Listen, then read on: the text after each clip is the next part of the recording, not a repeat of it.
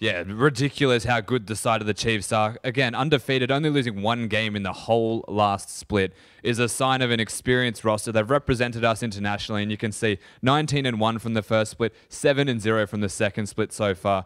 Basically undefeated, except they have lost the most against their one weakness, Legacy. Legacy, of course, is usually their weakness. It's funny to see that last season in the final, of course, the reason that the reason that Avant won was because they beat Legacy, who beat Chiefs on the way to the final. So lots of history between those two teams. Always fun to see those two play. But when you think about the Chiefs, last season for me, it was all about Swiffer. But this season, Raider, he is back in full force. The Slayer himself, Slater, he has returned. Yeah, Raider is the one to be spoken about when we look at the Chiefs roster in this split. 72-11 and 37 over this split alone. The record for the last split was King with 107. So halfway through this split, he is well and truly on the way to break it. He's definitely the highest. The second highest in regards to kills is both Rymeister and Kensti from that last game with 38. Yeah. So he is nearly double the next person to even get near contesting him. Yeah, and just to let you know how different Radius' season was from this season to last season, he was top 5,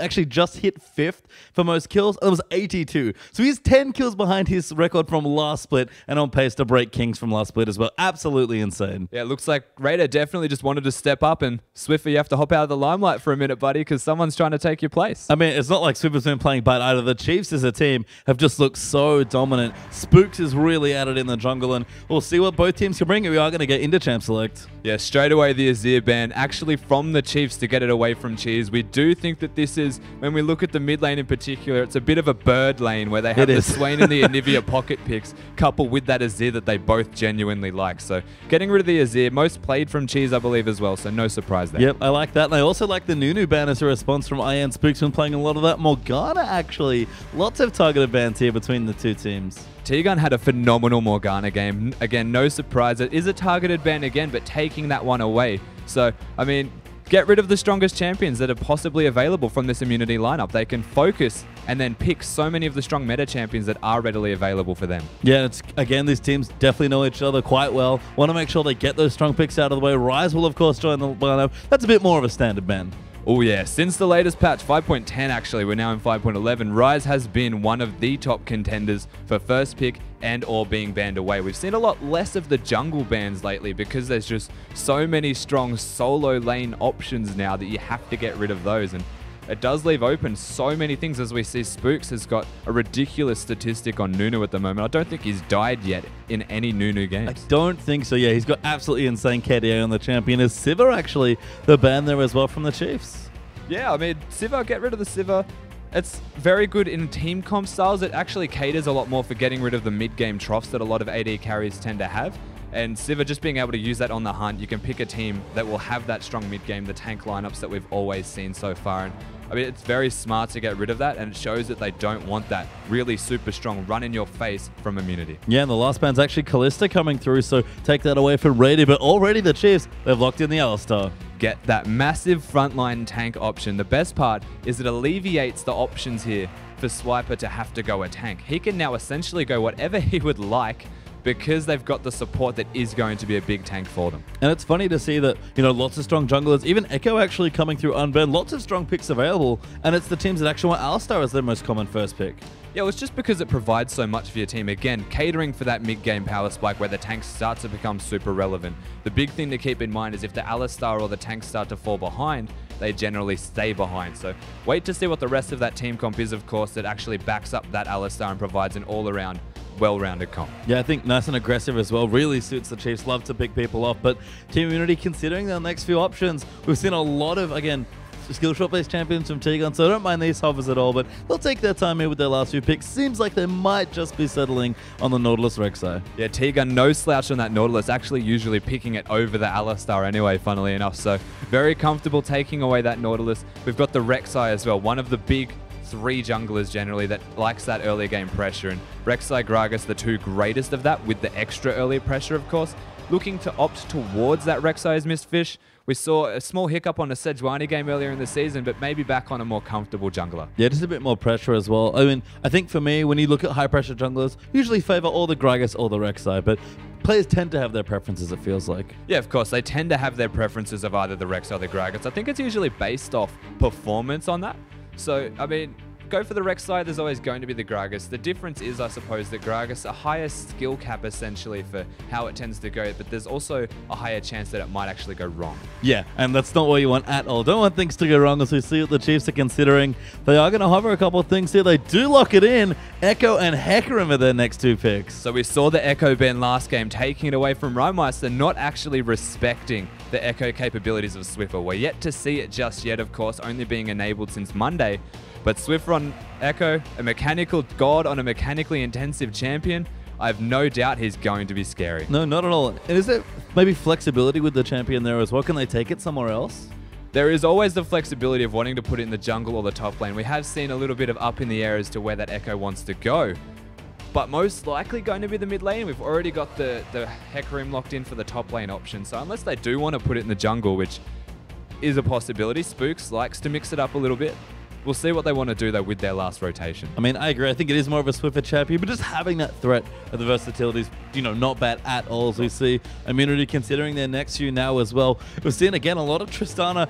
Almost randomly, it feels like she's almost the mascot of OCE in the last few days of the OPL. But Immunity are going to lock it in. Ryu's going to go back to Rumble, and it is going to be Zenkon Tristana. So we've got the Rumble and the Tristana now completely locked in. Rumble being picked into the Hecarim is a sign that they're not necessarily looking for that laning phase, much like the last game. There are the odd times where you come out ahead, you find that really good equalizer or a level advantage or an item advantage if you get the Haunting guys and the Sork shoes. As an example, you can generally fight then because the Hecarim goes for the Cinder Hulk and it's raw health against raw magic pen. So that's your only big strength, but for the rest of that laning phase, pretty rough. And with that, they've got the Tristana now, who is just a god at pushing, known to rival that of the Sivir, and now that Caitlyn's starting to become popular again, her as well. Yeah, that's a great point here, and it's funny, we've seen a lot of Ryu's Rumble just in general, seems to be one of his big champions. Soul Strike's, of course, not playing today, Mistfish coming through instead. I mean, we've seen a lot of ganks with the Rek'Sai actually in the top side. I wonder if Mistfish is going to be playing the same style. Well, maybe they do want to pressure that Ryu lane, because when Ryu gets going, he gets going massively, starts to ramp up big time, and we have a last pick. We do. We talked about the flex pick there. We've got the Lucian in for Radiant, but Victor actually the champion for Swiffer, so Spooks will be getting the Echo, it looks like. They have flexed that up. They've got Swiffer in the jungle on Echo, and now we need to question what Spooks is actually going to build. Does he want to go to that Cinder Hulk option, which we've seen a lot of Echoes go, or does he want to go Magus and completely wreck that ability power-based Echo? I mean, I think you have a lot of options. That's part of the reason Echo's such a great champion, is that you just get to do kind of whatever you want. You can build tanky because your kit has so much utility built into it anyway. Yeah, it's very unique in that respect. Echo can kind of build tanky and just utilize the CC and just the frontline capabilities that he has, and then just use that time shift to go back to his position 4 seconds ago, have all his health back and be ready to go in again. Or he can opt into the damage build where you work around that area where you can stun people. The threat of the zone is so big that they need to back off. Yeah, and we've seen the W really massive zone. Don't want to get involved in that. Speaking of massive zones that are nice and scary though, we are going to have Orianna as the last pick up here. A nice comfort pick for Cheese. Kind of similar to the Sin lineup last game. They've got the solo laners of the Orianna and the Rumble, both very big on the zone control front. They scale very well into the late game. Their magic damage is massive though. And you have a look at the rest of the lineup, the Trist will be able to complement them in the later stages of the game. They'll start to scale super well with that Trist, but the question is, that mid-game trough here, can Rumble push through that? I mean, Immunity may be also worried about a frontline here, because you look down the lineup and it's kind of squishy. It is in a way quite squishy. You don't really know what to expect from it just yet. What will the Rumble do? How will the Rek'Sai go early game is a big factor in that. Will they be able to start scaling and actually just get the items that is required of them? Rumble being naturally tanky, of course.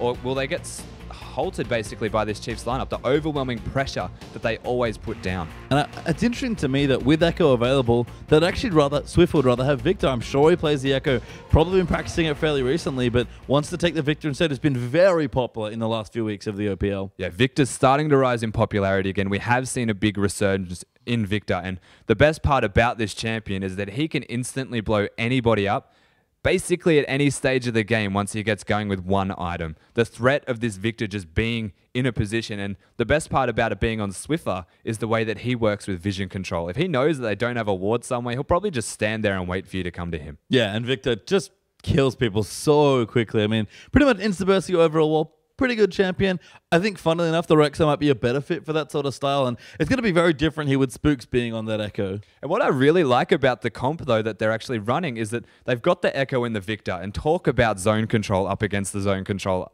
side of immunity. Yeah, I mean, absolutely massive. You can see the two comps, of course, but get on Twitter as well. Let us know who you think's going to win the game by using the hashtag CHFWin for the Chiefs or hashtag IAmWin for immunity. And again, given recent form, the Chiefs probably come in the favorites, but immunity, they've upset the team once or twice in the history, and they're on form recently. Immunity known to cause those upsets. You never know which game it's going to be. Maybe they've found their form again coming into this Thursday with the one hiccup on Monday. The week before was exceptional from them. Can they perhaps replicate what was happening last week, where they just completely stomp the earlier game and translate that into a big snowball? Or can the Chiefs again stop that with their superior late game team fighting that they are so renowned for? Yeah, classically, that's actually what's been the undoing in this particular matchup. So very, very tense as we move things through. For me, though, the question has to actually start in the top lane here. We've seen Swiper very consistent, very solid on a champion like Hecarim. But Ryu's Rumble, when it gets ahead, it goes crazy. I'm looking to Miss Fish here. Can he make the same impact that Soul Strikes has been making? Yeah, that's right. We need to know what Miss Fish is very capable of doing. And you have a look at the top laners here. The Rumble being picked into the Hecarim, essentially giving themselves a losing matchup. It doesn't look too favorable once it starts to ramp up with items. It gets a bit better, but I mean, it's difficult, and it will have a lot to do with the Rek'Sai. So if we kind of look at the two teams then, maybe a bit more holistically, just sort of looking at the comps 5v5, what are the team's win conditions here, Rusty? What are they looking to do in this game? So Egypt and Raider have to win lane. They need the Alistar to be big, first and foremost. They have that big front line because they've got Echo in the jungle, Swiper in the top lane on Hecarim. We don't know what build he's going to go for yet either. So we'll look to Egypt to be that big tank. And the same goes for T-Gun. But the difference is going to come down who can control zones better. Again, we've touched on it multiple times, but when you have an Orianna and a Rumble, the certain spaces where you use your ultimates or leave your ball cannot be traversed by the enemy team. But you have a look at the side of the Chiefs. They've got the Echo and the Victor. You can't walk through any areas there either. They've got stun orbs that just sit in spots and deny you from walking there. So you look at who's going to win the game and why. It'll be either team making a pick, or it will be the same thing that we saw last game from Sin, where the Orianna and the Rumble run rampant in a prolonged team fight or hit the amazing equalizer to set the rest of the team up. It's on the Chiefs to really force the push onto them, utilize the fact that they've got this zone control, they've got the hard engage from the Alistar, and they've got Raider on Lucian, who is just sick. Yeah, I mean, we've seen the Chiefs can definitely get ahead in Snowball game. Had a bit of that on Monday in their matchup against Sudden Fear. Is it just a matter, Rusty, of who gets ahead first? In a way, it is. Especially in this current meta, you will note that most of the teams that start ahead generally stay ahead and start to close the game out. That's because when a tank gets ahead, a tank usually stays ahead. They become even harder to kill than they already were. But once a tank falls behind, a tank behind on items doesn't really provide the same thing that any other champion would. You may as well opt into damage in that case. And we can see Spooks going for the jungle. Will he even go for the tank build is a good question. I think the jungle echo is just such a unique thing here. We've seen a little bit of it. I'm sure people in solo queue, especially these guys, seen it a couple times. Spooks, I'm sure, has plenty of practice on it. But it's just such a different and unique champion that what it specifically brings to this comp, I'm excited to see. Because the Chiefs actually pulling up, I would say, quite a lot of new things, especially in the jungle and mid lane.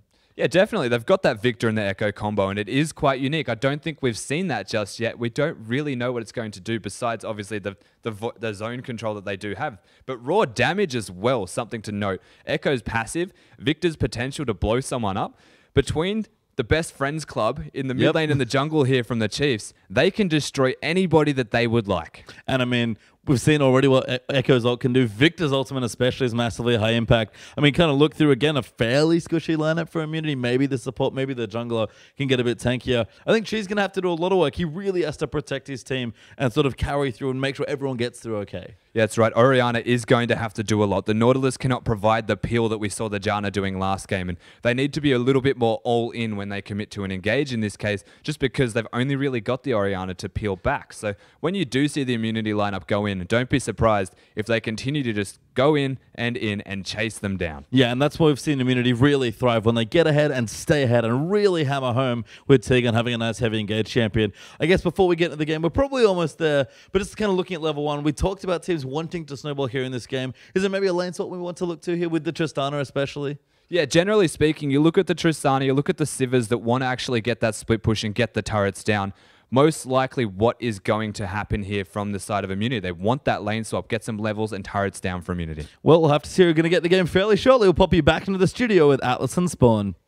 Thank you very much, Pastry Time. We are going to be onto the Rift very, very soon, but you've been champing at the bit, Spawn. There are so many things that you want to talk about, especially considering the first Echo to be picked in the OPL so far. Yeah, so Swiffer doesn't play it. That's just out there. He doesn't play new away. stuff. He doesn't play new stuff at all. He really isn't. They took a long time to pick up Azir, never jumped on the Yasuo hype train, took forever to pick up Zed as well. Finally did it and became actually a very good player. So he does have the potential to play these champions. But Victor, he's one of the legacy players, not legacy the team, legacy the old guys, that likes to spam out champions. And he definitely has been playing Victor. Very Swiffer champion. Waves clears exceptionally well. And he does play it like that assassin. Gets a lot of burst damage down. Yeah, and this is sort of like, it is the Swiffer champion, isn't it, really? I mean, he plays the likes of LeBlanc, who has sort of a chainy maneuver type thing. Do you just like to do all of your buttons? Yeah. So he likes to sit in a brush, wait for someone to walk up and just do all your buttons at them and they die. Yeah, exactly right. And you know, the other evolution that came through in this draft is they left up the Renekton, who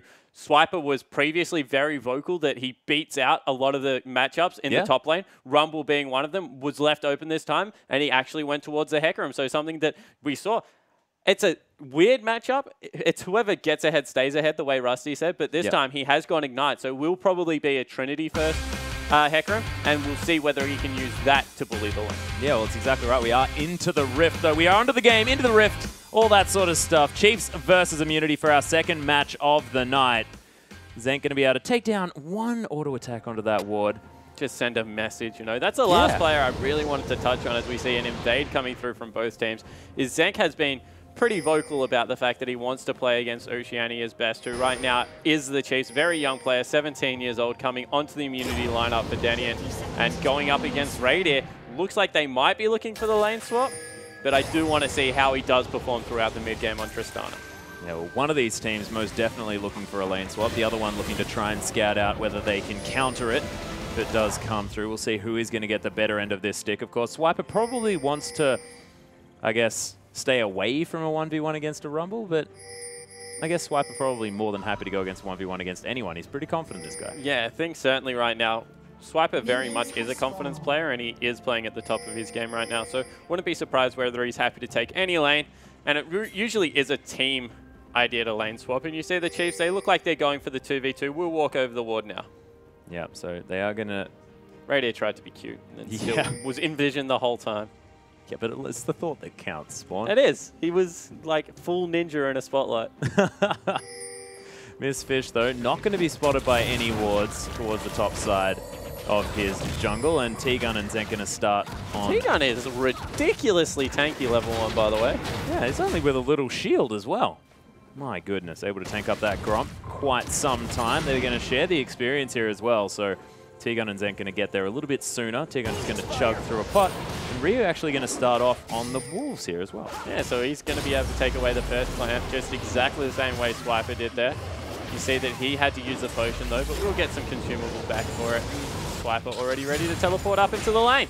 Yeah, Radiant able to use that piercing light to great effect, nailing some creeps, and Zenk as well. As T-Gun going to get knocked up, Ejim taking the pulverize first, as Zenk hitting the level 2. T-Gun there as well. There's the passive actually, as T-Gun able to get some stun down, but Radier, the explosive shots on top of him. There's the rocket jump forward as Zenk, the ignite's ticking down. Ejim just being a cow right in amongst everything, and oh, the flash into the pulverize, the heals comes down, but Ejim doesn't even mind because he's got so much health. Yeah, exactly right. You know, just a little bit of mismatched target prioritization. T-Gun had the flash as well as the ignite. Probably could have burst Radier out because he got the full use of his heal and that potion off the back end, but they were just on a little bit of a different page. And you could see Zenk, we spoke about it. He really wants to take it to the Chiefs this game. Yeah, he was super keen for that one. You can see Spooks now as well. He's finished off his second buff. And he's going to head back to base, pick up some jungle items. I'm interested to see whether he's going to go for that Cinderhulk or the Magus. You have a feeling that it might be the Cinderhulk? Yeah, so Cinderhulk coming through right now is just a lot more cost efficient in how you build up into the mid game. Can't really get the damage you need to be an assassin from a jungle position as they go in again. Double knock up there as Radier's going to kill a minion. T-Gun is going to also kill a minion. A lot of anger towards the creeps in this lane. Yeah, there certainly are, especially when you start using abilities on them. That's when you're really mad. Super mad. Radiant misses some creeps here as well as the Chiefs Gets the lane frozen though, so that's nice movement there from Radar. Being able to take a couple up. Yeah, well, he's got a little bit more intelligence. Okay, that was too deep. That Ryu was and so Swiper. deep. Yeah, Ryu and Swiper just going to smack each other here. Ryu landing a nice harpoon through the minions and then missing the second one as Cheese and Swift are going to go out. And I really like this mid lane, actually. A bit of a throwback. Of course, Cheese used to be a massive Orianna player, played it a whole lot in, I think it was 2013, 2014, something like that. We're going back quite some time, ladies and gentlemen. You were talking about Swiffer. I mean, he was definitely a legacy Victor player. Yeah, he certainly is. And you know, Swift has played his fair deal of Orianna as well coming into that mid lane. So on very comfortable champions. Cheese, we haven't seen it in a little while, I don't believe. Hasn't picked it up yet this season. And they're going again in the bottom lane. Mistfish looking for it. Preyseeker lands. There's the knock-up, though, as T-Gun does land the dredge line. Ejim able to disengage very effectively and is going to head back towards the lane. Yeah, people being really careful with their summoner spells today. That flash was available for T-Gun. He could have probably got onto Radier there, set that up a little bit easier with the auto attack, but instead they're just playing it nice and patiently, but Zink's in trouble. Yep, there it is. First blood from Radier. Easy as you like. And, yep. All right, so just talking about little things on Alistair's kit. When you have someone that is the range of, say, Lucian, early game Sivir, or, of course, early game Tristana, when they go for minions in the back line, so the... Wow. Yeah, there's another knock-up as T-Gun takes a whole round of spells and damage from Radier. So when they're in caster creep range, all you have to be is slightly ahead of your melee creeps and you're able to get pulverizers every single time. So as soon as it looks like you're about to pop that shield, just means that you're going to get a headbutt pulve. Well, Spook's looking for the parallel convergence. There's the stun. He gets the shield as well. Ryu going to get taken down easy as you like, and that's the power of the Echo Jungle, ladies and gentlemen. If you can coordinate where that player is going to be, you're going to stun him up, get a shield, and everything's going to be dandy. So he has ridiculous follow-up, CC. You saw that Swiper knocked him back a little bit. Even with the flash, Ryu would have still landed in the circle, so really good job of holding that one on. And then you just get so squishy because of the passive that comes through with all of that movement speed. And that's where Echo's seeing a lot of play as this tank player because it's so hard to shrug him off. Yeah, well, that's the interesting thing. I mean, everyone's sort of looking at him as being this sort of Luden's Echo user with the Lich Banes, all this sort of massive burst damage. We have seen that be successful, but the fact that he does have so much of this utility play available and maneuverability does seem to work as this tank at the same time. Yeah, it's funny because even in the mid lane, I think that that build was a little bit overused at the start. I think Zhonya's Hourglass is definitely a better item on him in the mid lane because what you do is you dive into a team, you chuck your circle down, then your Zhonya's. They get stunned whilst your Zhonya's because that interaction still goes through. Then your Shadow catches up to you, hit your R and do 1.3. 130% AP ratio, which is just ludicrous. Yeah, that I thought is we'll pretty pass ludicrous. that point. But yeah, and then you just destroy everyone in one ability. So I think that there are different ways to play it. If you're split pushing, Luden's an okay item, but I think just cooldown reduction into pretty defensive AP, something like you would build with Diana right now would be better off. Yeah, and as a salesman, Spawn, you definitely nailed that one because I would like to kill everyone with one ability. So I'm going to go for that. Thank you very much. He's crazy. Yeah. Pretty silly. Kit's stacked, I think is the right word to use right now. His Z-Drive resonance is also strong as he is going to get knocked up here. Cheese lands the dissonance. Victor finding his way in as well as Swiffer is going to make his presence known. Does nail the laser. And Spooks is going to survive this one. Parallel convergence used just to make sure that he had an escape route. And it's going to be fun. Equalizer was used in the top lane. His devastating charge going to bring Ryu back into the minion wave. The caster creep's doing work and Swiper locks down the 1v1. Yeah, and it's funny because, wow. Yep, another one comes through here as Mistfish going to tunnel away. There's a parallel convergence. Oh my goodness, that rupture was fantastic. Swiffer blows his whole load to pick up that kill, and they're going to transition into the Dragon. Yeah, so Dragon going to be picked up nice and early here. T-Gun trying to get in there to mix it up, but it looks like it will fall down. Yep, easily taken down there as the Chiefs just with so much aggression. The teleport to be used in the top lane as well as immunity. They know that they're not going to pick that one up, and Radier heads back down to the bottom side of the map. Zenk and T-Gun trying to do what they can to get back in here. Level 6 has been hit though. Buster Shot's going to be available and probably going to be used for disengage. Yeah, it certainly looks to be that way. Ejim just playing so far up right now, it's impossible to get in there. Zenk, he's trying to get some harass back. Like the way he's played the lane so far, but if anything, Radier Egypt have just shown that they've come together as a duo lane in a very short time, and they're pretty much to be feared in every aspect of the game. Yeah, definitely as far as the aggression is concerned, because these guys really seem to be coordinating fantastically. And what I loved was the fact that Radiant just moved to his backline creeps because he knew that the tower would just one-shot them from that point and denies a whole lot of farm from Zenk. Yeah, so able to get in there, make sure that he's denying as much CS as possible. Egypt still being an angry cow. He is a very angry cow. He's having a giggle, though. So, angry, happy, not sure. He's just doing a whole lot of things. He's an angry chuckler, Alistair. An angry chuckler. Yeah, he doesn't sound happy when he laughs. Yeah, that's true. It's a bit, yeah, a bit like that. All right.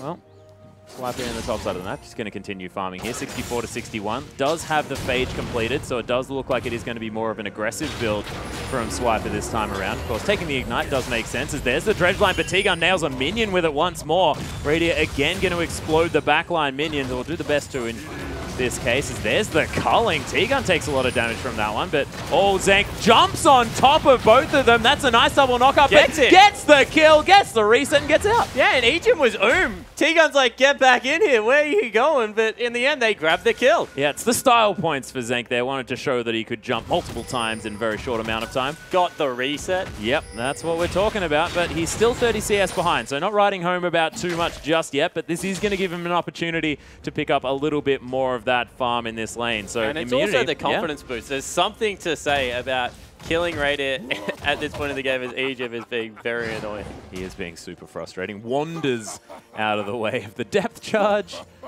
The Dredge line wasn't a depth charge. You can't wander out of the way of that one, but he is going to be able to freeze this wave out quite effectively as Cheese with a massive health lead in this duel in the mid lane. There's the flash out of the way of the shockwave as Missfish tunnels his way in. Yeah, that was probably the only place he could have flashed to live as well. Gets out of the range of the shockwave, sends Missfish in the wrong direction as well. So nicely played by Swiffer, but Cheese starting to get a little bit ahead in this mid lane. Yeah, and of course Swiffer now without that summoner spell means that Missfish can probably just make his way back round again. Nice laser land on the Cheese, take him down.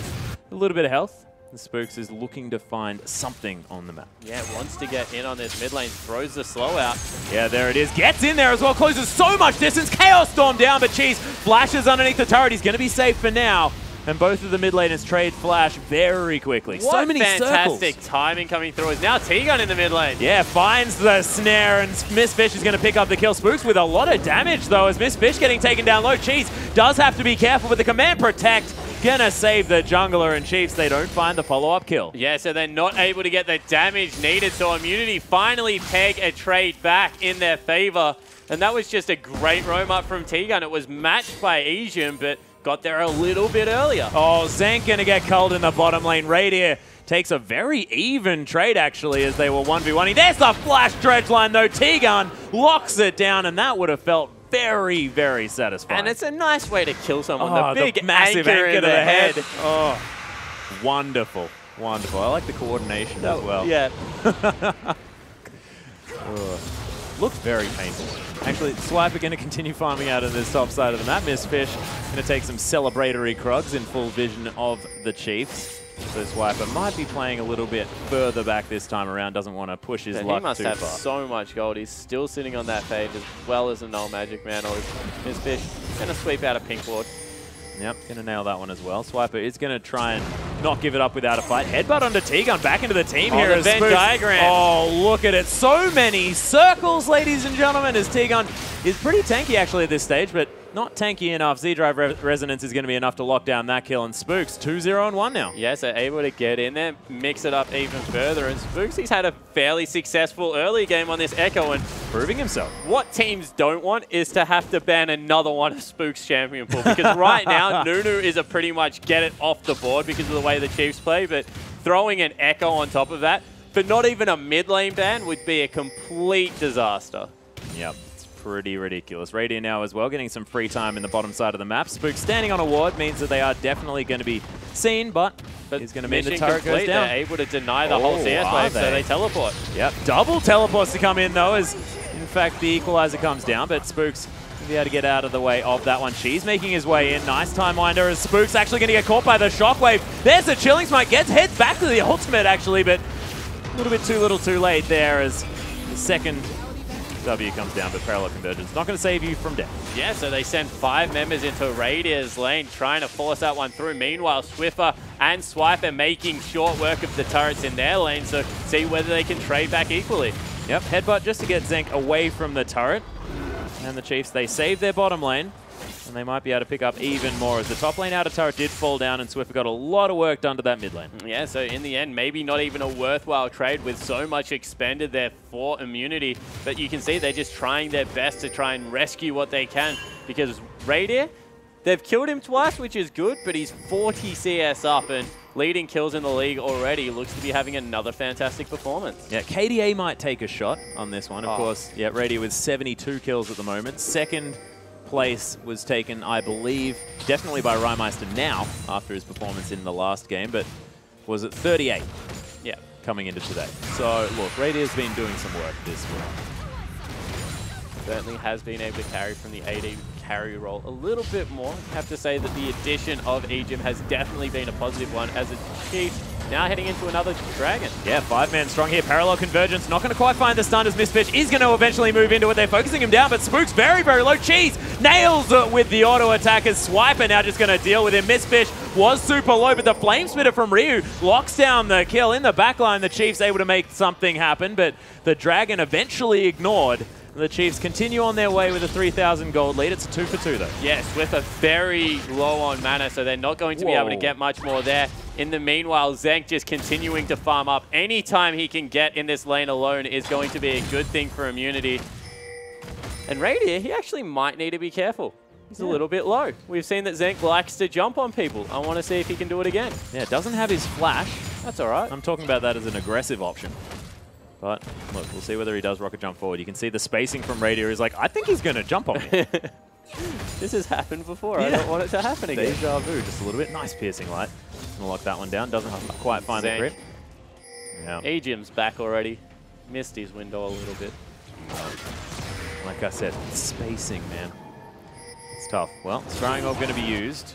Zenk going to be spotted out there walking up the river. No teleport for Swiper, so this one should go over to immunity. Yeah, Rio actually moves straight down to the Dragon, so it looks like with the man advantage, evening out the Dragons for immunity. Things looking fantastic. Still 3,000 gold at 16 minutes into the game means that this hasn't snowballed out of control, and the Chiefs, that's what they've been doing. Yeah, and the difference in immunity the last 2 weeks, a lot of it has to come down to Ryu. He's playing better League of Legends than we've seen in the previous season in the first maybe quarter of this split. Last week and a half has actually been playing incredibly consistent for his team. You see, keeping up with Swiper in farm, has fallen a little bit behind in kills, but, you know, has moved around the map nicely and helped his team out as now Cheese in a lot of trouble. Parallel convergence flashed out of the way up there as the equalizer comes down from Ryu. May have found a nice position here as Cheese wants to get the ball into position for a shockwave. There it is. Spooks uses the ult, though, to get back in time. He's going to be able to lock that down. In the meanwhile, though, in the bottom lane, Radier's going to fall down to Zenk one more time. Yeah, so Zenk continuing his aggression. T-Gun up in there, and something we've complimented immunity on apart from Ryu is the coordination between a new AD carry and the support player in T-Gun, and they're continuing that against the Chiefs. Yeah, and after what was a difficult early phase, I mean, you have to say that that first 2v2 kill that the Chiefs managed to pick up looked like it was a sign for the worse here for IM, but hasn't deterred Zenk and T-Gun at all in this lane. Yeah, it certainly hasn't. They've been utilizing the Rek'Sai and all the early pressure incredibly well. Spooks has been pretty much predominantly a topside jungler this game, and Misfish has made him pay a couple of times now getting down there. 5 of 7 kill participations, having a great game. Yeah, it really has. Swiper almost with the Trinity Force completed to augment what is already a brilliant early build with the boots plus the Home Guard enchant, really able to get into the back line. We've mentioned this many, many times, but it looks like immunity actually clawing this one back just a little bit. Now just under 2,000 gold going to be the lead for the Chiefs, and even 1 turret to 1. And immunity with this game firmly sort of under control. I mean, it's not like, you know, they're going to be riding home and saying we've got this game won or anything like that, but this is an immunity lineup that does tend to fall behind to a point where they can't actually catch back up in the late stage of the game. Yeah, it certainly is something that they've lacked, is the consistency through the early mid-game. They're all very experienced players with the exception of Zenk coming onto the lineup, so they've been able to play that well. Scary. But Zenk actually might be in a better position than you think, because he has 2 people to come up to support him. Yeah, Swiper still likes his chances, though. He's just going to try and clear out this minion wave. Not anymore, he doesn't. Yeah, no. That explosion. Gonna even hit that turret as Mistfish makes his way around as well. And it looks like they're moving their Tristana very well. Zenk able to get to the turrets, take things down. As the flash over the head flash. bush. That was beautiful. And that's only proving your point even further. Ryu has definitely stepped up his game. Yeah, it certainly has. They will lose the turret, though, because there's nothing he can do without his ultimate to hold this Lucian off. So it's about whether they can equalize. Yep, Swiffer actually going to flash out of another shockwave as well. And I mean, you were talking about the fact that Cheese has missed a few in his time. But on I mean, camera, that was from thanks for the bell. flashes. There's Zenk that's going to be taken down. T-Gun forced to flash out of the way as Timewinder slows him down. Parallel convergence. Not going to find it this time around. The predictiveness, but Swiffer blocks off that hole as well. T-Gun does have to be careful. Does out-time the gravity field, and in the end, it is going to be possibly his death. Swiper's going to lap up the kill, and Cheese says, okay, well, I gave you a bit of a time. Yeah, and definitely not the play they want to get fed, because right now Swiper 4-1 and 2 has been able to extend a little bit of a CS lead as well. He'll go back, finish up that Trinity Force. And this is the thing about not going Cinderhawk, because Cheese in trouble. Yep, there's the flash pulverized. Cheese gets delivered underneath the turret. Swiffer was tanking that one up, but just decides he's going to take it out instead as Chaos Storm is just going to be maneuvered under there, but doesn't quite have the time on it. And Chiefs lock down the outer turret in the mid lane. Yeah, they certainly do. That completes the whole outer ring. Radius still down in the bottom turret, farming up an absolute storm after getting killed a couple of times. Very unhappy with that, I am sure. But now 4 turrets to 2. They've extended the gold lead to 5,000. This is what the Chiefs do fantastically. Play the mid game, open up the map, and get every advantage they can. Yeah, and this is where they just push forward and get all the early, the forward vision into the enemy jungle. And you can see they're doing exactly that. There is vision littering the immunity side of the map at this point of the game. And look at it, all towards that dragon, up in about a minute and a half, but Chiefs looking to try and make sure that they secure that one. And a lot of augmentations coming through from Swiffer here in the mid lane. A mix-up on his usual Victor build, going for a Lich Bane nice and early with the upgraded Q, means that, once again, his primary role is to kill a squishy right now. Yeah. That's what his build does. Yeah, he sits in a brush and kills someone. Yeah. Yeah. And it makes sense. Don't stand next to walls, because if he has his flash, he's going over.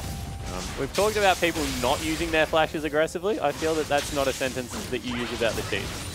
Especially not Swiffer, who now with that augmentation on the Q, going to make sure he's running super fast after he utilizes that one. I'm looking to see when he finishes off that, that distortion enchantment. As Zenk in a whole lot of trouble. Is just going to front flip over the wall. Love that new rocket jump.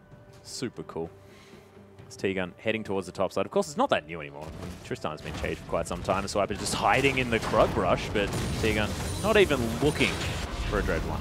No, certainly isn't. Just wants to force him away. They need to get some CS onto Zenk. You see, he picked up a nice, healthy wave up there. Try and get him equal back up. Tristana, she doesn't have the exact same power curve she used to. A little bit better in the late game, a little bit worse, although use that term loosely-ish, in the late game, where she used to be an incredible hyper carry.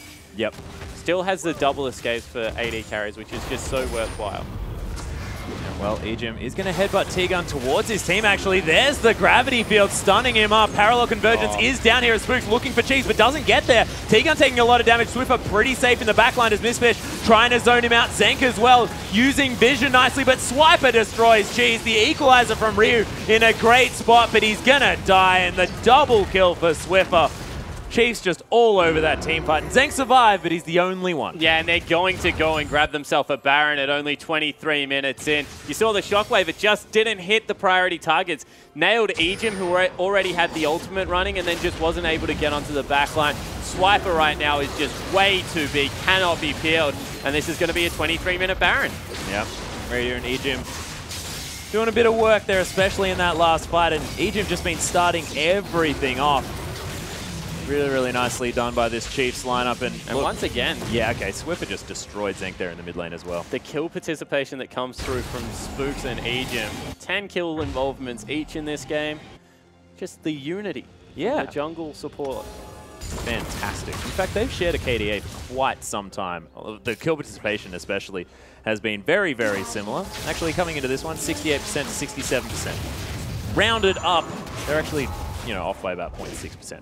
As far as kill participation is concerned. That's a lot of numbers, but it does mean that they are definitely very close as they're walking together as well. Yeah. You would say they're both 68%.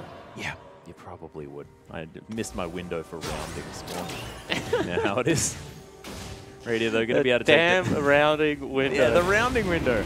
Oh, gets glad you feel my every pain. time. Glad you feel my pain. So the Chiefs now, with that Baron buff, going to look to take away another dragon for themselves. That's their second of the game, so not really near the 5th window, but you just feel that they're going to grab that 1-3-1 split push, throw Swiper in the top lane, Radio down bottom, and there's not really much now that Immunity can do to respond. No, it's a 10,000 gold lead as well at 24 minutes into the game. It's a terrifying turn of events, but it happened so quickly. We were complimenting Immunity's control of the mid game, where they've normally sort of not necessarily excelled, but that's just gone completely now. It's sort of one mistake, one team fight win for the Chiefs, and they turn it all around. Yeah, and that's what they do, because they just have threats everywhere, so anyone can get fed, and it still ends up the exact same way. You see that they've been able to control the majority of the map now, because every single time they take an advantage, they just use it to stretch it and kind of strangle you out of everything, and that's exactly where Immunity is right now. Yeah, well, even more forward vision going down now, more towards the top side of the map, as it looks like they are wanting to take down the last couple of inner turrets. The split push duty of Swiper heading towards the bottom side, but doesn't have the teleport available just yet. He's level 15. Highest level on Immunity's lineup is level 13 on Cheese. Ryu's only level 12. Yeah, Mistfish actually getting lasered as well as he gets stunned up by the gravity field. Swiffer still playing very aggressively. Zenk and Cheese, all the damage. The rocket jump actually used to get Zenk over the wall now as Z-Drive Resonance. Actually, no, it was a headbutt from Egypt. Makes his way in. There's the Chaos Storm. So much damage as Smooks is going to lock up the rest of the IM members, trying to get some work done here as he's oh my gosh, the ultimate from Spooks as well to get him out of the position. And there's the Time Winder for the slow Radier coming through now. And T-Gun just getting torn to shreds. The 3-item Lucian, or 2.5, with the triple kill now as the Chiefs able to take down this inner turret on the top side. Baron buff still ticking, and that whole time it was a 4v5. Yeah, exactly right. So Swiper cleans up the base on the back end as well. They're going to grab a second inhibitor as well. Zenk looks on in absolute horror. He's terrified. Yeah. Well, look, inhibitor goes to the bottom side of the map. Chiefs just going to remove the top inhibitor as well. Need and to be Immunity. careful. Their 5 members are about to be up for Immunity. They're quite low. Yeah, well, if they do it again, Shockwave's Swiper will still probably available. take the last inhibitor as well. They'll send a message. That's true. You got to watch out for them messages. The Swiffer going to clear out a pink ward. Little does he know that there is another ward still in that brush. As Mistfish looking for him. There's a Chilling Smite as well as Immunity. They're committing to this. Nice flash from Swiffer, who's trying to delete Cheese, but the shutdown with the Shockwave. And you can't flash after just flashing. Yeah, exactly right. So they're able to take one member of the Chiefs off the map, get a big shutdown onto Cheese in the mid lane, and maybe they can start trying to stall this one out, farm up those creeps that are going to funnel into the base. Not really many objectives left for the Chiefs to take, so could be a little bit of a window to get one last shot in for Immunity. Might be. I can see you definitely being optimistic here, Spawn. Things looking very dire for the Immunity lineup as 13,000 gold is no easily surmountable margin for this team. There's been bigger gold leads in the past. That's true. That's true. Chiefs could misclick /FF. That's not true. Immunity actually do realistically have an option here if Zenk gets massive towards the late stage, because Chiefs, they don't have a huge amount of range, so fighting underneath those Nexus turrets could actually be difficult. Yeah, it certainly could, and you see that there may be one major item above, but the cost-efficient builds are coming through from Immunity, so they're trying to scrape things together, looking for another pick. Yeah, trying to pick off Radier here. Uses the flash to get out, and Mistfish, forced to retreat, is just going to die there. Parallel convergence, not necessary, but Spooks making sure that the follow-up was available. Swiper now looking to try and get in with the onslaught of shadows as Immunity. They're setting up a stall around this inner turret. Swiper just decides he'll bypass it and just head towards Nexus turrets. The inner turret is going to fall down. And Swiper just being a menace. Yeah, he certainly is. And you see the top minion wave also there as well. Yeah, there's a shockwave onto Spooks, who just looks for Cheese there. Does end up using the E on the turret, though, which is not exactly the best maneuver. Zenk very, very low. T-Gun going to fall down. There's the Chaos Storm onto Cheese as the culling comes through. Nice flash, sorry, to get Cheese out of danger there.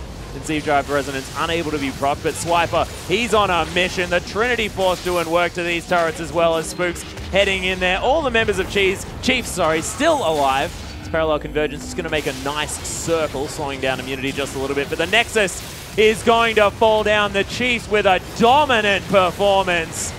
And Immunity, they had some moments of glory, and definitely the early game was going better for them than it has otherwise, but man, the Chiefs, they get one good team fight and everything falls apart. Yeah, so a relatively good laning phase coming through from Immunity. It was just the roaming pressure of Egypt coupled with Spook's jungle pressure that really just snowballed the game. As soon as Spooks is able to get into that top lane, Swiper only needs one gank right now. He's completely fine. They just give all this pressure towards Swiffer, and as soon as you get that guy going in the mid lane, he just takes over the whole map. So credit, the Chiefs have been playing their brand of League of Legends, and it continues to work. Yeah, it's certainly doing things here fantastically well. And I mean, he uses his flash there in the mid lane, and of course, Spooks always hanging around, making sure that he's protecting him while that really important cooldown is down. And look, managed to net them a kill in the end as well, trading the flashes, then managing to dive onto Cheese, knowing that he can't do anything. They're just coordinated play around knowing the cooldowns of everything from the Chiefs has only got better and better. Yeah, and the execution from the Echo was exactly why it's going to be a power pick in the jungle. You saw the extremely long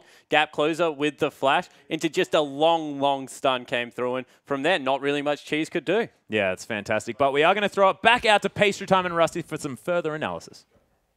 And welcome back, guys. And what a win there for the Chiefs. Immunity, we talked about it, Rusty. They seem to be on the rise, but that came bit deflating there, honestly. A massive win for the Chiefs. Staying undefeated still. Yeah, staying undefeated, but both teams very good at keeping and maintaining snowballs. Unfortunately, Chiefs pulling out ahead early there, getting kills in solo laning, essentially. A couple really good echo ganks cementing the rest of the map some control. The Chiefs lineup managing to just outright control it. Yeah, I mean, in general, the lanes look good. Raider especially, another good-looking game. Maybe not, padding quite as many kills as they would have liked, but still very strong stuff throwing the Lucian. But for all of that, it really was to be the Echo. The unique part here of this comp, we asking the pregame, what does Echo do?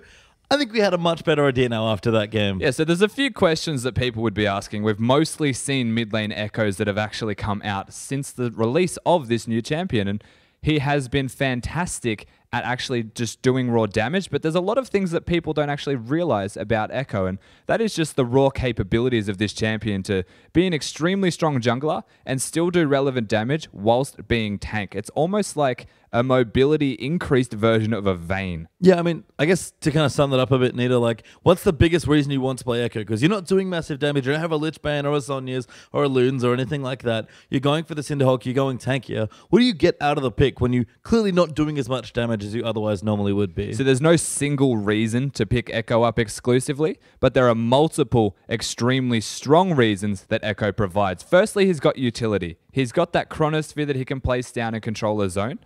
He's got mobility because he's got the E, the dash, and then you can dash a second time. He's got raw damage because of that passive, and then that allows you to build cooldown reduction and still do insane amounts of damage. So one particular reason, not necessarily overwhelmingly evident, but for every single aspect of Echo's kit, it suits him in the jungle. Yeah, and let's talk a little bit about actually just how to play Echo, maybe for people out there that are watching and see Spooks play and want to sort of emulate that. What was Spooks doing here in the jungle, just at a very basic level? So the first thing, it doesn't really matter which camp that you start. It's more about where you're looking to gank first. Then the jungle stage in early phases, there's lane swaps. There's too much going on to really have a set path. So for the most part, you're looking at an Echo, looking to get that level 3 or 4 mark where he has all of his spells and 2 levels into the Q. You do max the Q first, and that allows you to gank people with extreme precision and raw damage output. We saw it in the top lane. The amount of damage that they can do in that level 4 gank was phenomenal. It really was, actually. And I think we're going to get a look in at Spooks and actually watch that first gank that Spooks managed to successfully pull off there in the top lane. You can just see, I mean, Echo, maybe not the ganking champion would have thought of. What makes him such a potent ganker? So the reason that Echo is so good at ganking is because you can throw out that sphere. You can control that zone, and if that's the way that the enemy is looking to escape, they literally cannot escape without copping a 2-second stun or having to use that flash. And I believe we do have a replay coming up here of the exact situation where Spooks pulls off a successful gank. So we'll start rolling the clip, and it's worth noting that he only has his range as Trailblazer, throws down that sphere, instantly able to just walk into the sphere, couple that with Swiper. The synergy between those two is phenomenal. It allows the stun. The gank successful, ridiculous amount of damage if you actually get that stun on. Yeah, and you saw a really nice lead there from Spooks as well.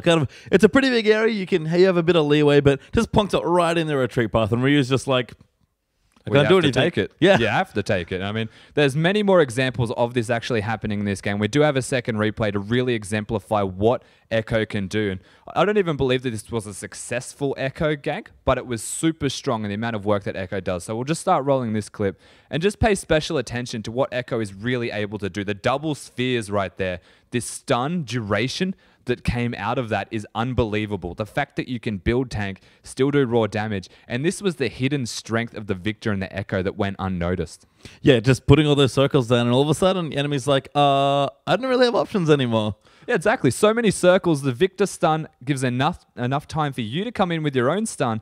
And between those two champions, exceptionally strong. Echo, if you can hit the stun, you get the shield on top of it. There's just so much that an Echo can do. All right, so what does he do in a team fight? Because that's maybe the part that we didn't get to see as much of. But we do have a replay here. Take us through what Echo can do when he is actually in more of a skirmish or team fight situation. So Echo, this particular fight is much more of a skirmish than a raw team fight. It was like two separate parts fighting. So just, we'll roll the clip now and pay attention to how Spooks manages to deal with two of the most important members of this immunity lineup entirely by himself, essentially, and now allows enough time for Raider and the rest of the Chiefs lineup to actually take down the other members. He's never going to die because he has so much shield. He has that ultimate, does phenomenal amounts of damage, essentially just stacking the passive up and living for as long as possible, because remember, he is building tanky items with that Cinderhulk. This Echo, if you're allowed to go free, allowed to get that stun off, allowed to get all your passive procs, it's very difficult, it's high risk, but it's also high reward. I mean, if we're going to maybe look at some other champions that are seeing a bit of popularity in the league, what's the most immediate thing to compare it to? Because when I think of Echo, I kind of think of Fizz as well. There's so many things. Again, his kit is so diverse that what Echo actually is his own unique champion. And that is what makes Echo super cool. He's got the Vayne passive. He's got this random divergence. You can go back 4 seconds. No one else can be compared to that. But then he's got the dash as well, and this zone control that is almost similar to Victor. So very unique in his own right, but similarities to other champions. Yeah, and a great game there from Spooks. Going tanky, getting this in. We'll try it at home. I'm sure it's a whole lot of fun to play Echo in the jungle or mid lane or wherever you want to go. But we're going to pop back into the studio, get a little bit more on that game from Atlas Spawn and Rymeister.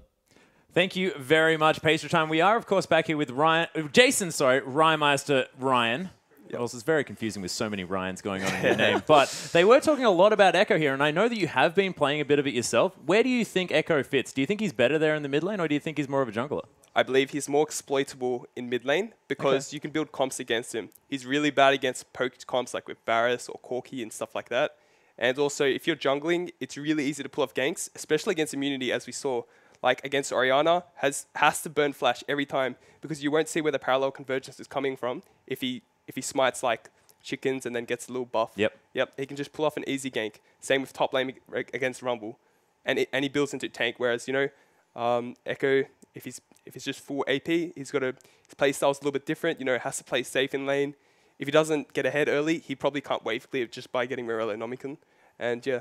Okay, cool. And so if you are going to play him in mid lane, just for the guys at home, what build do you like to go? Mid lane, well, you have to go Morello Nomicon first, because if you don't go that item, you're not going to be able to wave clear. Like the range minions will be on about 10 CS, so you won't be able to get that. And then after that, typically Zhonya's. That's what we've seen from LCK, and that's what we've seen from LPL. Yeah, I think you just passed the test there as well, and that's one of Spawn's favorite options. I personally like Luden's Echo, Lichbane, and Spooky Ghost for the extra movement speed, but I'm, of course, a rather terrible player. Moving on, though, the Chiefs looking incredibly powerful in that game, and looking on as sort of a member of Sin who has to go up against this team, do you see any flaws exploitable here in the Chiefs' playstyle, and how would you tackle this team? Well, as we saw from this game alone, we saw that their bot lane, Radier, and the Alistar Aegim were too aggressive in lane. Level 1 compared to level 2, they didn't respect the level 2 of immunity and just got away with it. Luckily, they just outclassed immunity's bot lane though. But like if that was against a stronger bot lane, maybe we wouldn't see the same outcome. So I'm a little bit disappointed by the Chiefs bot lane. Usually they should be playing their champions rather than playing against players and not respecting that lane. And if they did that, then like it could have been a flawless game, honestly. Yeah, definitely. And a lot of the Chiefs' strengths is around how much attention they bring into that mid lane. They typically like to go top first and then try and after that send Aegim as well as Spooks into that mid lane. It's kind of similar to how you use Juve. So is that something that you took away from that, or is it just how you prefer to play mid lane as well? I can play both styles, I believe. As we saw in this game, Swiffer didn't have to play aggressive. He had the scaling summoners, he had Ghost and Flash. So he didn't really have to push his advantage. He was going to outscale Orianna regardless as well. So he just let Echo camp the Rumble top and just put pressure on bot lane. And they knew that Spooks, if Echo can... He's really good in it, as we just saw in that game. So, you know, just let him roll the advantage of Chiefs and then bring on the mid game, their power spikes. And also team fighting wise, they'll just win the game. Yeah, and it looked a little bit like sort of Spooks gets Swiper just enough ahead, and then everything goes okay. And looking forward, Rymeister, here, you are going to be heading towards Sudden Fear. Are you going to be able to sort of take any Echo strats into this game? Have you guys been playing that one as well? Yes, we've been playing Echo quite a bit. So, yeah. Well, we're not going to reveal our strats, obviously. Oh, yeah. But, I was baiting you a little bit, trying to see if I could get it out. Yeah, well, we'll just see what happens in that We game. see. I like that. We shall wait and see. But let's get into our next game. Let's throw it back out to Pastry Time and Rusty.